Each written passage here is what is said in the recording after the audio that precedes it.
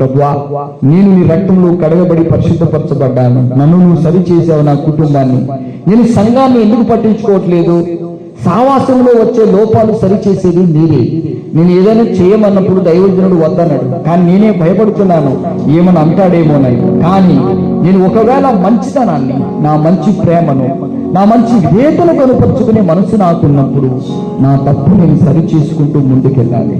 సంఘం శిరస్సు నీవు ప్రభువా, నీవు దైవజనులు పాలిస్తావు. దైవజనుల ద్వారా మాకు క్రమ పద్ధతిలో తీసుకెళ్తావు. కానీ మేము ఎప్పుడు కూడా వివేచించలేదు.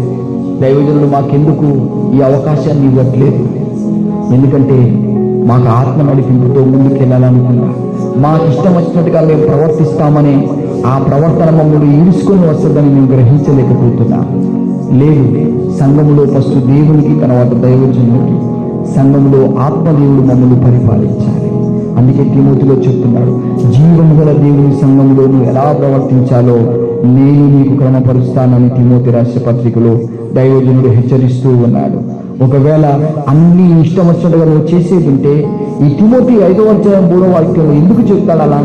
జీవం గల దేవుని సంఘంలో నువ్వు ప్రవర్తించే ప్రవర్తన నీ ఇంట్లో ఉన్నట్టు కాదు. నువ్వు సంఘాన్ని ప్రేమించాలి, సంఘంలో నివాళని గ్రహించాలి, పరిశుద్ధాత్మ దేవుని ఎక్కువగా ప్రేమించాలి. నువ్వు ఎవరిని ప్రేమించాలన్న గుర్తుపెట్టుకో. నీకు శక్తి సరిపోతలేదు కావచ్చు, నువ్వు దేవుని ప్రేమిస్తూనే అందరిని ప్రేమించగలుగుతావు.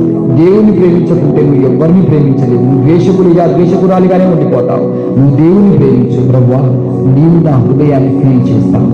నీ ప్రేమ ఆత్మ ద్వారా నా హృదయంలో నింపబడుతుంది.